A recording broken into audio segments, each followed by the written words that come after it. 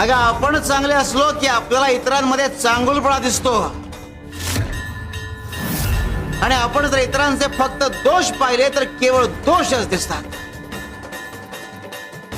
अगं हे जग सुख दुःख चांगलं वाईट यांच्या मिश्रणाने बनलंय. यातून आपण काय बघायचं आणि काय निवडायचं हे आपण ठरवायचं असतं. सकारात्मक विचार केला तर सकारात्मक गोष्टी घडतात आणि नकारात्मक विचार केला तर केवळ नकारात्मक गोष्टी घडतात.